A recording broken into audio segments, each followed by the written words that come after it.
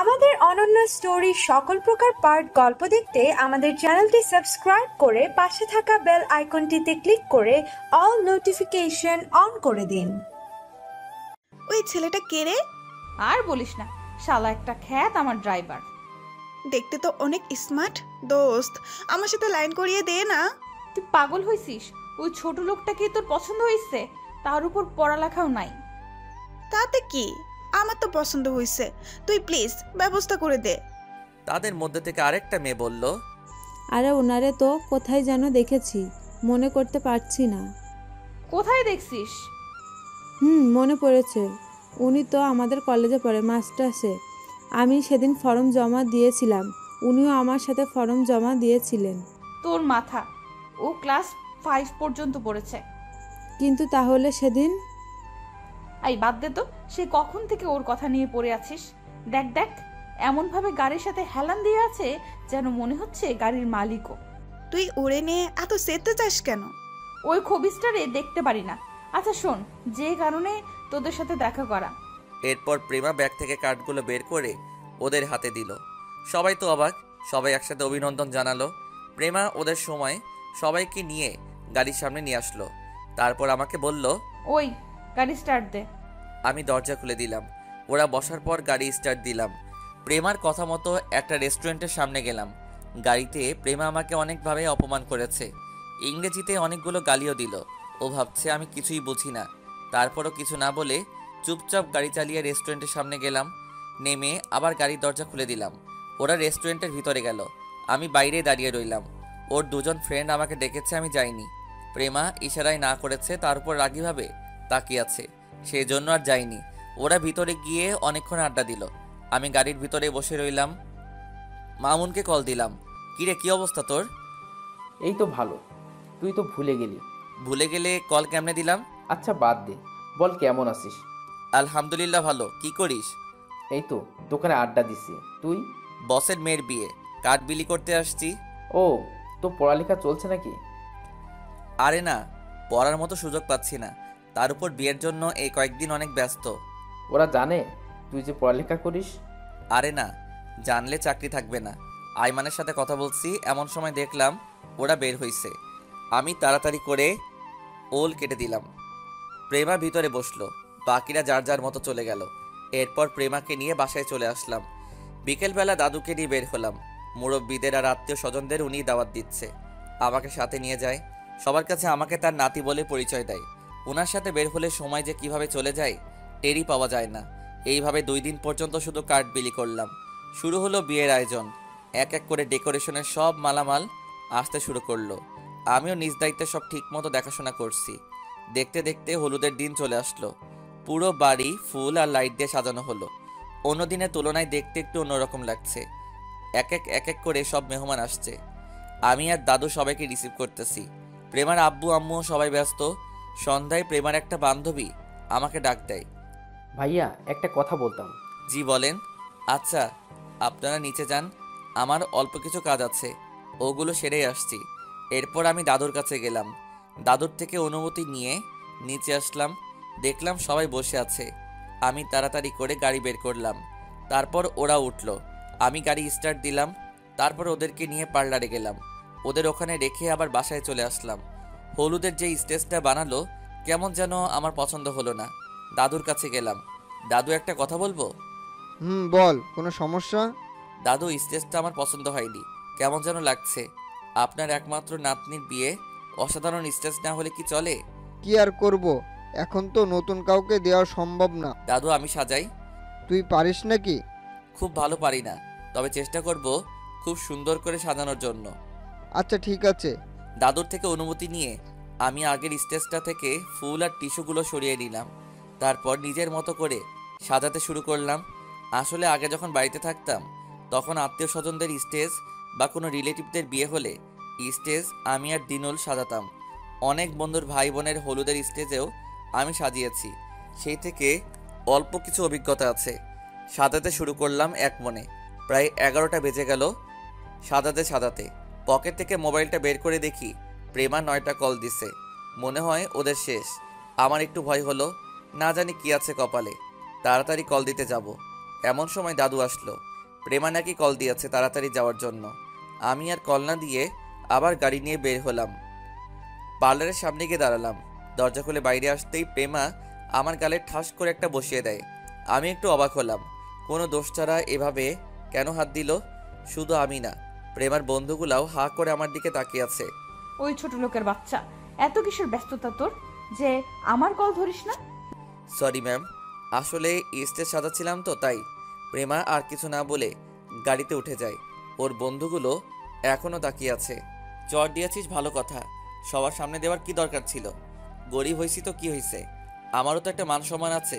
যাই হোক, ওর ফ্রেন্ডরা সবাই গাড়িতে ওঠার পর ওদের বাসায় নিয়ে আসলাম। ওরা গাড়ি থেকে নামলো, আমি ওদের নামিয়ে দিয়ে গাড়ি পার্কিং করে রাখলাম। তারপর ভিতরে যাচ্ছি, এমন সময় দেখলাম সবাই স্টেজের সামনে দাঁড়িয়ে আছে। আমাকে দেখে ওর একটা ফ্রেন্ড বলল। আমি কিছু না বলে দাঁড়িয়ে রইলাম। ওরা এবার ভিতরে চলে গেল। দাদুর সাথে দেখা করলাম, অনেক খিদা লেগেছে। সেই বিকাল থেকে কাজ করে যাচ্ছি, কিছুই খাইনি। গিয়ে বিরিয়ানি খেয়ে আসলাম। তারপর আমার রুমে গেলাম, ফ্রেশ হয়ে বাইরে আসছি। এমন সময় দেখলাম দাদু 2টা ব্যাগ নিয়ে আমার রুমে আসলো। রে তুই এখানে? আমি তোকে খুঁজছি, কলও দিয়েছিলাম। দাদু গোসল করলাম, মোবাইল টেবিলে ছিল। আচ্ছা শোন, এখানে 2টা পাঞ্জাবি আছে, একটা এখন পরে হলুদে আয়, আর একটা কালকে বিয়েতে গায়ে দিস। আরে দাদু, এগুলোর কি দরকার ছিল? আমরা সবাই গায়ে দিব, আমার নাতি গায়ে দিব না এটা কি করে সম্ভব? এখন হলুদ রঙেরটা গায়ে দিস, নীলটা কালকে দিস। দাদু, বিয়েতে তো কেউ পাঞ্জাবি পরে না। সমস্যা নেই, তুই পড়ছিস, ভালোই লাগবে। কিছু না বলে দাদুকে আবার সালাম করলাম। দাদু বুকে জড়িয়ে নিল। এরপর আমি রেডি হয়ে স্টেজের সামনে চলে গেলাম। কিছুক্ষণ পর প্রেমাকেও নিয়ে আসা হলো। আমি ওরে দেখেই হা করে তাকিয়ে আছি। এমনিতে সুন্দর, কিন্তু আজকে একটু বেশি সুন্দর লাগছে। মনে হচ্ছে কোনো অপ্সরা। এইরকম একটা মেয়ে যদি আমার বউ হতো তাহলে কতই না ভালো হতো। যাই হোক, ও গিয়ে স্টেজে বসলো। একে একে সবাই মিষ্টি খাওয়াচ্ছে, গায়ে হলুদ দিচ্ছে। আমি দাঁড়িয়ে দাঁড়িয়ে দেখতেছি, ভালোই লাগছে। কিছুক্ষণ পর দাদু আমাকে ডাকলো প্রেমাকে হলুদ দেওয়ার জন্য। আমি দাঁড়িয়ে রইলাম। প্রেমার আব্বু আম্মুও ডাকাডাকি শুরু করলো। আমি বারবার প্রেমার দিকে তাকাচ্ছি। হলুদ দিতে যাওয়ার পর যদি আবারও চট দেয় তাহলে তো আমার সব শেষ। দাদুর জোরাজোরিতে আস্তে আস্তে স্টেজের সামনে গেলাম। প্রেমার পাশে বসলাম। দেখলাম কেমনভাবে আমার দিকে তাকিয়ে আছে। কি করব বুঝতেছি না। দাদুর দিকে তাকালাম, উনি ইশারায় হলুদ দিতে বললেন। আমি আর কোনো কিছু না ভেবে অল্প একটু মিষ্টি নিয়ে প্রেমাকে খাইয়ে দিলাম। প্রথমে ভাবছি খাবে না, পরে কি যেন চিন্তা করে খেয়ে নিল। আমাকেও একটু খাইয়ে দিল। আমি অল্প একটু হলুদ নিয়ে ওর কপালে লাগিয়ে দিলাম। মনে হয় আমি সবার শেষে হলুদ দিচ্ছি, আর কেউ বাকি নেই। দাদুও কি মনে করে স্টেজে আসলো, প্রেমাকে দ্বিতীয়বারের মতো খাইয়ে দিল, সাথে আমাকেও। আমিও দাদুকে খাইয়ে দিলাম। এরপর দাদু এমন একটা কাণ্ড ঘটিয়ে ফেললো যা স্বপ্নেও ভাবিনি। দাদু অনেকগুলো হলুদ নিয়ে আমার পুরো মুখে লাগিয়ে দিল। এরপর প্রেমার বন্ধুরাও স্টেজে আসলো, সবাইকে মিলে আমাকে অনেকগুলো হলুদ লাগিয়ে দিল। আমি তো পুরাই অবাক। আমিও অনেকগুলো হলুদ দাদুর গায়ে মাখিয়ে দিলাম। অন্যরকম একটা মুহূর্ত কাটালাম। এইভাবে কিছুক্ষণ চললো। তারপর ছবি তুলে যে যার মতো চলে গেল। আমি দাদুকে ওনার রুমে দিয়ে আসলাম। তারপর নিচে এসে গোসল করে নিলাম। ঘড়ির দিকে তাকিয়ে দেখি 3:30 বাজে। তাড়াতাড়ি ঘুমাতে হবে, না হলে ফজরের নামাজ মিস হবে। মোবাইলে অ্যালার্ম দিয়ে তাড়াতাড়ি করে ঘুমিয়ে গেলাম। পরের দিন ঘুম থেকে উঠে নামাজ পড়ে নিলাম। রান্নাঘরে গেলাম, দেখলাম সবাই ব্যস্ত। আমিও ওনাদের সাথে কাজ করা শুরু করে দিলাম। তারপর সব মেহমানদের নাস্তা করিয়ে আরও কিছু কাজ করে নিলাম। কিছুক্ষণ পর প্রেমা আমাকে কল দেয়। ওই কই রে তুই? আমি তো রান্নাঘরে। রান্নাঘরে কি করিস? তাড়াতাড়ি গাড়ি বের কর, আমরা পার্লারে যাব। কখন যাবেন? এই তো এক্ষুনি। আচ্ছা নিচে আসেন, আমি গাড়ি বের করছি। দাদুর সাথে কথা বলে গাড়ি বের করলাম। তারপর প্রেমা আর ওর বান্ধবীরা সবাই গাড়িতে এসে বসলো। ওদের নিয়ে পার্লারে গেলাম। পার্লারের সামনে নামিয়ে দিয়ে আমি, ম্যাম কতক্ষণ লাগবে? কেন? বাসায় একটু কাজ আছে, আর আমি এখনো গোসল করিনি। আচ্ছা তুই যা, রেডি হয়ে আমি কল দিব। আচ্ছা ঠিক আছে। তারপর আমি আবার বাসায় চলে আসলাম। নিজের রুমে গিয়ে গোসল করে নিলাম। এরপর আবারও বাইরে গিয়ে সব মেহমানদেরকে গাড়িতে উঠিয়ে দিয়ে কমিউনিটি সেন্টারে পাঠিয়ে দিলাম। এক এক করে প্রত্যেকটা গাড়ি রেডি হয়ে গেল। ওনাদের সবাইকে পাঠিয়ে দিলাম। প্রেমার আব্বু আম্মুও আলাদা গাড়িতে করে গেছে। দেখলাম দাদু দাঁড়িয়ে আছে। কিরে, তুই এখনো রেডি হোস নেই? এই তো দাদু যাচ্ছি, আপনিও চলে যান। আমি তোর সাথে যাব। কিন্তু দাদু, আমি তো প্রেমা ম্যামদেরকে নিয়ে যাব, ওনারা পার্লারে বসে আছে। আচ্ছা ঠিক আছে, তুই তাহলে রেডি হয়ে নে, আমি চলে যাচ্ছি। এরপর দাদুকেও গাড়িতে উঠিয়ে দিলাম, উনি ওনার কয়েকজন কলিগের সাথে চলে গেলেন। এরপর আমি রেডি হয়ে নিলাম, দাদুর কিনে দেওয়া সেই নীল কালারের পাঞ্জাবিটা পরে নিলাম। যদিও কেউ বিয়েতে পাঞ্জাবি পরে না, কিন্তু দাদুর রিকোয়েস্ট না রেখে পারলাম না। তারপর আমি রেডি হয়ে এক নজর পুরো বাড়িটা ঘুরে দেখলাম, কেউ বাদ আছে কিনা। না, কেউ নেই। গিয়ে গাড়িতে উঠলাম। এমন সময় প্রেমা কল দিয়ে তাড়াতাড়ি যেতে বলে, আমিও তাড়াতাড়ি চলে গেলাম। পার্লারের সামনে গিয়ে গাড়ির হর্ন দিলাম। প্রেমার বান্ধবীরা সবাই বের হয়ে আসলো। প্রেমার সাথে সাথে ওরাও বউয়ের মতো সেজে আছে। কোনটা বউ সেটা বোঝাই যাচ্ছে না। নতুন কেউ হলে মনে করবে সবার বিয়ে। যাই হোক, কিছুক্ষণ পর প্রেমা বেরিয়ে আসলো। আমি দেখে হা করে তাকিয়ে রইলাম। অসম্ভব সুন্দর লাগছে তাকে দেখতে। বিয়েতে সবাই লাল শাড়ি পরে, কিন্তু প্রেমা আমার পছন্দ করে দেওয়া নীল শাড়িটাই পরছে। মনে হচ্ছে আকাশের কোনো নীলপরি নিচে নেমে চলে আসছে। যাই হোক, আমি আর বেশি তাকালাম না, না হলে আবার চর খেতে হবে। আমি গাড়ির দরজা খুলে দিলাম। ওর বান্ধবীরা সবাই উঠল। প্রেমা এসে আমার পাশের সিটে বসলো। আমি গাড়ি স্টার্ট দিলাম, কমিউনিটি সেন্টারের দিকে রওনা দিলাম। গাড়ি চলতেছে, এমন সময় পেছন থেকে প্রেমার একটা ফ্রেন্ড আমাকে ডাক দিল। ভাইয়া, একটা কথা বলতাম। জি বলেন। আপনার কি নীল কালার খুব পছন্দ? কেন বলুন তো? প্রেমার জন্যও নীল শাড়ি পছন্দ করলেন, আবার নিজেও নীল কালারের পাঞ্জাবি পরলেন, তাই আর কি। ও, প্রেমা ম্যামকে নীল শাড়িতেই সুন্দর লাগবে, তাই ওটা পছন্দ করলাম। আর আমার জন্য এই পাঞ্জাবি দাদু পছন্দ করছে, উনি কিনে দিয়েছে। কথা বলতে বলতে কমিউনিটি সেন্টারে চলে আসলাম। আমি তাড়াতাড়ি করে নেমে দরজা খুলে দিলাম। এক এক করে সবাই নামলো। তারপর সবাই স্টেজের সামনে গেল। দাদু ডাক দিল, কিরে, আসছিস? জি দাদু, আসছি। আচ্ছা চল, খেয়ে নে, পরে তোর অনেক কাজ আছে। আপনারা খেয়েছেন? আমরা খেয়েছি, যা তুই খেয়ে নে। আমারও অনেক খিদা লেগেছে, গিয়ে খেয়ে নিলাম। তারপর দাদুর কাছে গেলাম। চল ভিতরে যাব। কেন দাদু? প্রেমার শ্বশুর বাড়ির সকলের সাথে তোর পরিচয়টা করিয়ে দিই। এখন? আর আমার সাথে তো তেমন কিছু যায় আসে না। এত কথা বলিস কেন, চল। তারপর দাদুর সাথে ভিতরে গেলাম। দেখলাম প্রেমার আব্বু আম্মু আর শাহিনের আব্বু আম্মু বসে বসে গল্প করছে। আমি দাদুর সাথে গেলাম, উনি আমার সাথে পরিচয় করিয়ে দিলেন। আমিও সবার সাথে পরিচিত হলাম। কিছুক্ষণ পর বরের গাড়ি আসলো। সবাই ওই দিকে ছোটাছুটি শুরু করলো। বর এসে স্টেজে প্রেমার পাশে গিয়ে বসলো। দুজনকে খুব সুন্দর লাগছে। প্রেমার মুখে হাসি লেগেই আছে।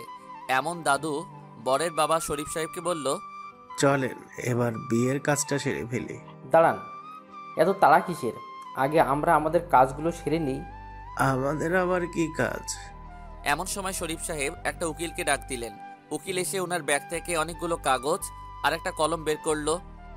এখানে একটা সাইন করে দিন, তারপর আমরা বিয়ের কাজটা সেরে ফেলব। এগুলো কিসের কাগজ? আপনি স্বেচ্ছায় আপনার পুরো কোম্পানি আমাদের নামে লিখে দিবেন। পাশাপাশি আপনার নিজস্ব বাড়ি, গাড়ি এবং যত সম্পদ আছে সব আমার ছেলের নামে লিখে দিবেন। তাহলেই আমরা প্রেমাকে আমার পুত্রবধূ করে নিয়ে যাব এবং আপনার ব্যাংক লোন শোধ করব। কি বলছেন এসব? আপনি বিয়ের আগে তো এগুলো কিছুই বলেননি। এখন তো বলছি, তাড়াতাড়ি সাইনটা করে দিন। অসম্ভব। আমার নাতনি কোন দিক থেকে কম আছে যে আপনারা সব নিয়ে নিতে যাচ্ছেন? আপনাদের 7 জন্মের ভাগ্য যে প্রেমা আপনাদের ঘরে বউ হয়ে যাচ্ছে। তার মানে আপনি সাইনটা করবেন না? অসম্ভব, জীবনেও করব না। তাহলে আর কি, বিয়েটা হচ্ছে না? মানে কি সবের? দেখেন, আমার সকল আত্মীয়, অফিসের কলিগ, চেনা জানা সবাই এখানে আছে। এখন যদি বিয়েটা না হয়, আমার মান সম্মান সব শেষ। আমরা চাইছিলামও সেটা। আপনার জন্য আমাদের ব্যবসায় লাল বাতি জ্বলছে, এবার বুঝেন? দাদু হুট করেই শরীফের হাতটা ধরে ফেললো, কিন্তু ওনারা কিছুতেই মানতে রাজি নয়। আমি প্রেমার আব্বু সকলে অনেক রিকোয়েস্ট করলাম, কিন্তু আমাদের কোনো কথাই শুনলো না। বরং আমাকে ধাক্কা দিয়ে ফেলে দিয়ে ওনারা বরকে নিয়ে চলে গেল। পুরো বিয়ের অনুষ্ঠান থমথমে অবস্থা হয়ে গেল। প্রেমা জিন্দা লাশ হয়ে বসে আছে, সবার মুখে দুশ্চিন্তার ছাপ। দাদু চেঁচিয়ে বললেন, আজকের মধ্যেই প্রেমার বিয়ে দিবেন। দাদু চিন্তায় মাটিতে বসে পড়লেন। এই মুহূর্তে সান্ত্বনা দেওয়ার মতো ভাষা আমার জানা নেই। আমিও একপাশে গিয়ে দাঁড়িয়ে রইলাম। এমন সময় দাদু কি যেন মনে করে আমার কাছে আসলেন। হুট করে আমার হাতটা ধরে ফেললেন। একমাত্র তুই পারিস আমার মান ইজ্জত রক্ষা করতে। তুই আমার অনেক উপকার করেছিস, আমার আর একটা উপকার কর। আরে দাদু এভাবে বলছেন কেন? বলেন কি উপকার আমি আপনার জন্য সব করতে পারি। তুই প্রেমাকে বিয়ে কর। কি? এটা কি করে সম্ভব? তুই না একটু আগে বললি আমার সব উপকার করবি, এখন কেন না করছিস? কিন্তু দাদু এটা কিছুতেই হয় না। প্লিজ না করিস না। আজকে যদি তোর বাবা মা বলতো তাহলে কি তুই না করতি? আশেপাশে তাকিয়ে দেখি সবাই তার দিকে তাকিয়ে আছে। আমি কি করব কিছুই বুঝতেছি না। তারপর দাদুর হাত ধরে আমি হ্যাঁ সূচক মাথা নাড়ালাম। প্রেমার দিকে তাকিয়ে দেখি সে কেমন যেন স্তব্ধ হয়ে গেছে। দাদু, কিছু বলবি? প্রেমা কি আমাকে বিয়ে করতে রাজি হবে? সেটা তুই আমার উপর ছেড়ে দে, তুই শুধু আমার মান ইজ্জতটা রক্ষা কর। ওকে দাদু, আপনি যা বলবেন সেটাই হবে। দাদু আমার কাঁধে হাত দেয়, তারপর প্রেমার কাছে চলে যায়। আমি এখানেই দাঁড়িয়ে রইলাম। প্রেমা রাজি হবে কিনা আল্লাহই ভালো জানে। সে তো আমাকে এক মুহূর্ত সহ্য করতে পারে না, তার উপর বিয়ে করা সেটা তো অসম্ভব। চারপাশের মানুষগুলো কেমন যেন অদ্ভুতভাবে আমার দিকে তাকাতে শুরু করলো। দাদু কিছুক্ষণ পর হাসি মুখে আমার কাছে আসলো। দাদুর মুখ দেখে বোঝা যাচ্ছে প্রেমা মনে হয় রাজি হয়েছে।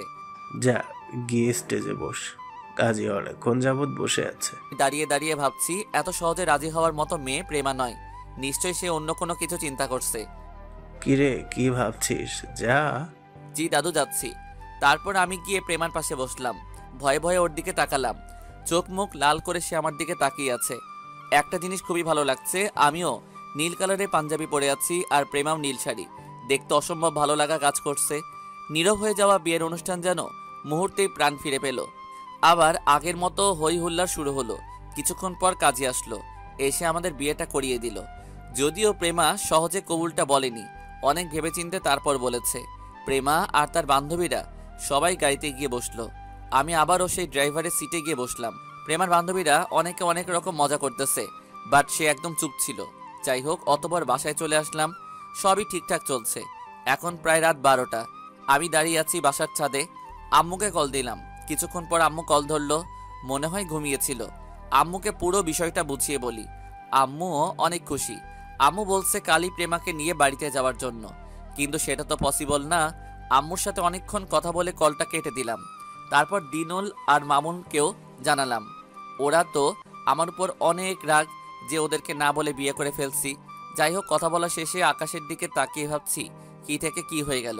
কালকে এই সময়ও আমি ওনাদের ড্রাইভার, আর আজকে জামাই। বিয়ের জন্যই আমি বাড়ি ছেড়ে পালালাম, আর এখানে এসেও বিয়ে। এই বিয়েটা আমাকে ছাড়লো না। একটু পর অনুভব করলাম কেউ পিছনে এসে আমার কাঁধে হাত দিয়েছে। তাকিয়ে দেখি দাদু। দাদু, আপনি ঘুমাননি এখনো?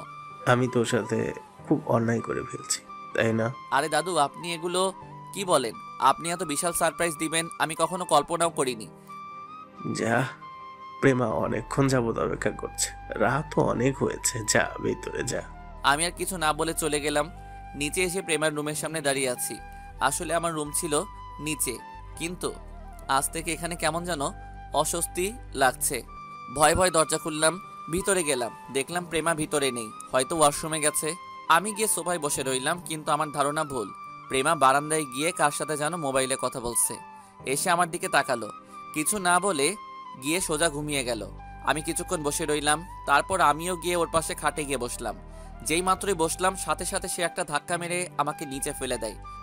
আই ছোট লোকের বাচ্চা, তোর সাহস কি করে হয় আমার পাশে ঘুমানোর? তাহলে কোথায় ঘুমাবো? জাহান্নামে গিয়ে ঘুমা, শালা ছোট লোক। দেখেন, আমি কিন্তু আপনার হাজবেন্ড। কি? তুই আমার হাজবেন্ড? তোর কি ধারণা তোর মতো খ্যাত অশিক্ষিত ছোট লোককে আমি আমার হাজবেন্ড হিসেবে জীবনেও মানবো না। মানে কি এসবের?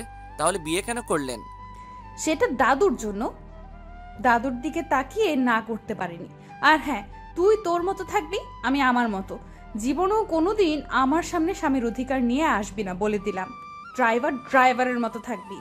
তুই আগেও ড্রাইভার ছিলি, এখনো ড্রাইভার হিসেবেই থাকবি। তোকে দাদু আর আব্বু আম্মু ভালো চোখে দেখে, আমি না। তোদের মতো ছেলেদের আমার ভালো করে চেনা আছে। দাদুকে ফাঁদে ফেলে আমাকে বিয়ে করছিস, আমি সব জানি। কিন্তু শুনে রাখ, খুব তাড়াতাড়ি আমি তোকে ডিভোর্স দিব। শালার এই ছিল আমার কপালে, যার জন্য করলাম চুরি সেই চোর ডাকে। আমি কিছু না বলে রুম থেকে বের হয়ে চলে যাব। এমন সময় প্রেমা আবার বলে, ওই কই যাস? তো এখানে থেকে কি করব? আমি আমার রুমে চলে যাচ্ছি। ড্রাইভারের জায়গায় যাচ্ছি। না যাবি না। মানে কি যাব না কেন? তুই যদি এখন ওখানে যাস বা ওই রুমে থাকিস তাহলে সবাই ভাববে আমার আর তোর মাঝে কিছু হয়েছে, পরে আরো ঝামেলা হবে। বাহ, বুদ্ধি তো ভালোই আছে দেখা যাচ্ছে। আর হ্যাঁ শুন, তুই আমাকে ম্যাম বলেই ডাকবি, মনে থাকবে? হ্যাঁ, সুযোগ মাথা নাড়ালাম। আজ থেকে তুই নিচে থাকবি, খবরদার ভুলেও আমাকে টাচ করার চেষ্টা করবি না।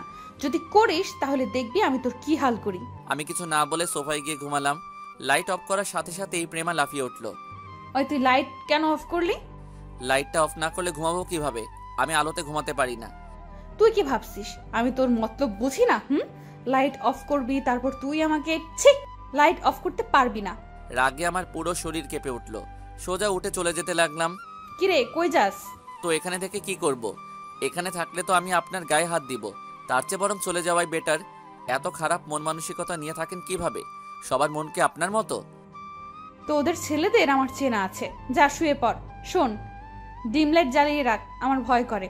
আর কিছু না বলে ডিম লাইট জ্বালিয়ে ঘুমিয়ে গেলাম। সকালে চিল্লাচিল্লি শুনে ঘুমটা ভাঙলো। তাকিয়ে দেখি প্রেমাও নেই। আমি এক লাফ দিয়ে উঠে গেলাম।